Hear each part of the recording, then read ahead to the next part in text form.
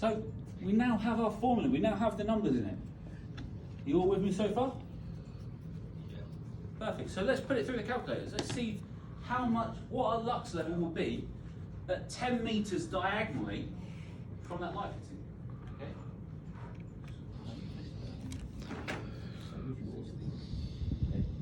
You can actually do what's called real field in this. So if you've got fraction, then that button there, you see it's a little bit of a fraction. So you can do it 2 rolls now, you don't ever do 142. Times 1.8. Yeah. 0.8 being close on. Go down and go down to the bottom. We can then do 10 squared. You want that go? Type that in.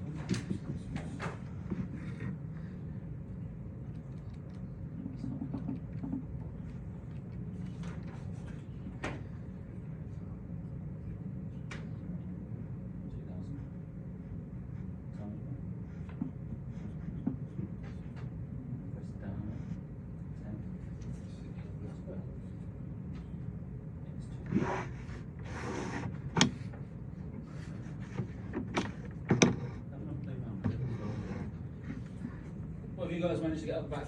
16. 16. 16. Down the front here, what have you managed to get? 16. 16. I've left my calculator at home, but I'll have a look at it tonight. So, simple maths. With this sort of maths, we can actually convert to easily. Doing the square root is a bit harder. I don't know if there's a way to do a square root, is there? Oh, it's just a square number. Okay, so that's the answer to that. But because we're squaring this... No, I think I've had that conversation with one of our engineers before to see if there's a way to do a square root with a normal calculator. I know we can do a squared number, because to square it, it's just 10 times by 10. So you can do that, change that to divide by 100. Okay? So for a lot of the maths, we can actually do it without a scientific calculator. Admittedly though, for me, I prefer to use a scientific calculator because I'm lazy and don't want to think too much. So what we can do, 2,000 times 0.8 divided by Yep. 100. Yeah, Yeah. that's it. And that's how we can simplify the maths as well. Yeah. Okay? Does that make sense? Fantastic. Where I can, I know where to simplify it and where not to. And then I do normally chicken out and I'll go for a scientific calculator. Okay? Right. Are you all happy with how to work out? So we now know that 10 metres diagonally from that light, I'm only going to be seeing 16 candela. Okay? Are you all happy with that? Fantastic. Anyone not understanding it? Anyone thinking of becoming a plumber?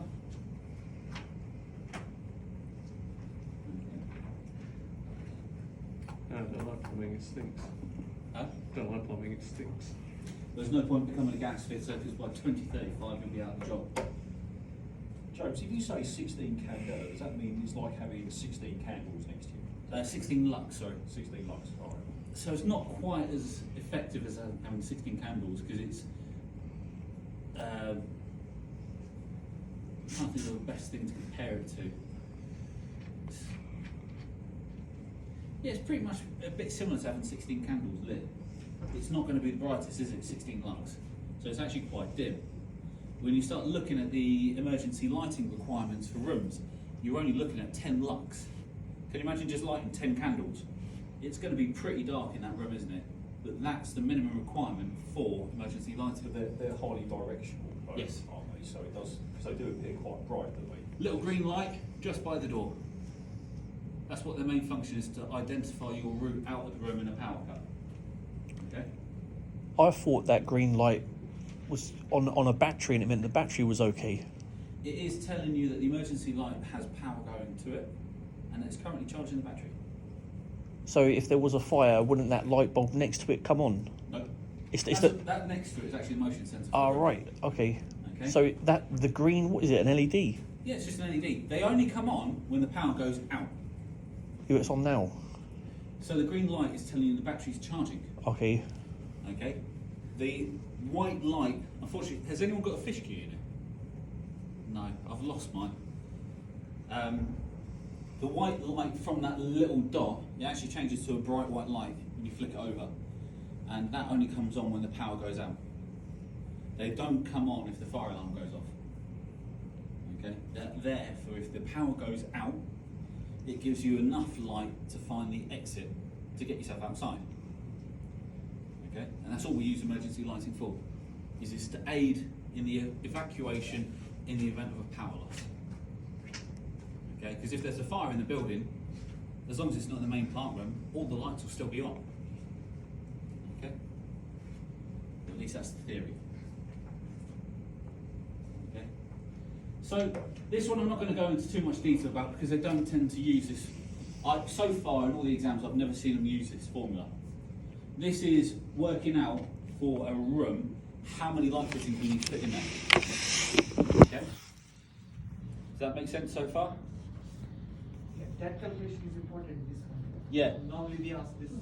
They normally ask either this one or the one for directly underneath. Right. Okay, and both formulas are pretty similar. It's just if it's underneath, you don't worry about the cosine. If it's off to the side, you need the cosine and you need the distance from the two lights. They're the two types of question that I do see come up. Okay. So in this formula, we need to know the room size. Yeah.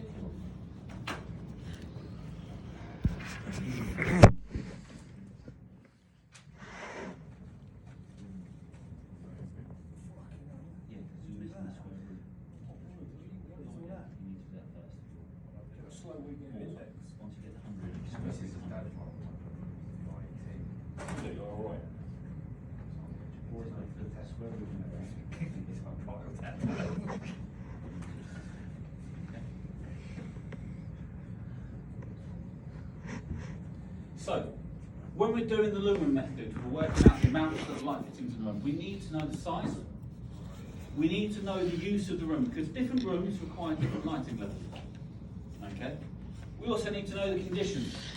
Okay. And the number of luminaires. Okay. N is the number of luminaires, so that's what we're hoping to calculate, is how many light fittings we're going to need for that room. Okay.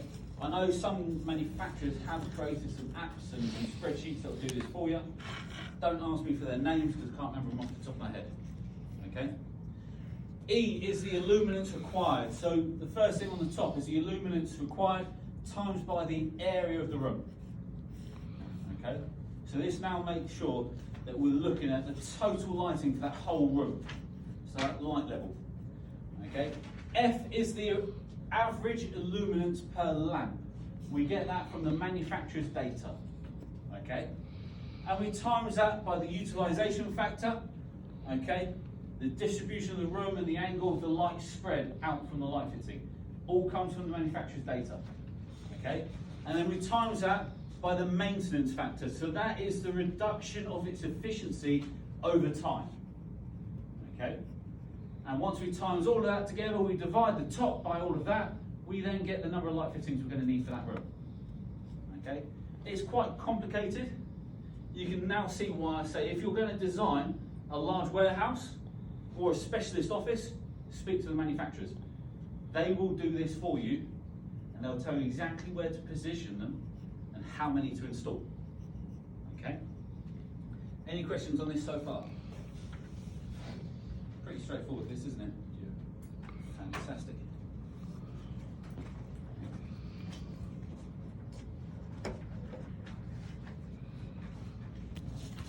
I'm not going to do an example. So, types of luminaires. Okay. So we've got a wide range of lights that we can actually come across. Quite a few of them nowadays have started to be phased out. The reality is most of what we install nowadays is going to be what type of light? LEDs, isn't it? Okay. So we've got incandescents, we've got discharge lighting, and then we've got light emitting diodes, or the LEDs that you know them called. Okay, GLS lamps, also known as our incandescents. These can't actually be manufactured in the UK anymore, but you can still buy them in certain shops. because they're manufactured abroad and we buy them in. Most common place you find people buy them from are places like Vietnam and Poundland. Okay? Which means that because of their low manufacturing costs, they don't actually have much of a life. They're only rated for 1,000 hours. Okay? If you buy your Poundland lamp, do you think that's going to last for that 1,000 hours, they reckon? Nah, it's not, is it? Okay? The other danger as well, which I've come across quite a few times, is when they've brought them from Poundland, because they don't seal the actual glass tube properly, oxygen is actually able to get into them eventually. And the actual filament in there tends to heat up to anywhere between 500 and 1,000 degrees centigrade. Okay? And that's how it produces so much light, because it also produces so much heat. Okay? Now the problem is, when that filament gets that hot and you introduce oxygen to it, what's going to happen? Combustion. Combustion, and it goes bang. I've had a phone call before from one of my friends. She was caught in the toilet using one of these Poundland lamps that she keeps buying, and the thing exploded while she was sat in the toilet. Okay? Great fun being in a Huh? Same thing someone said last night. It might well have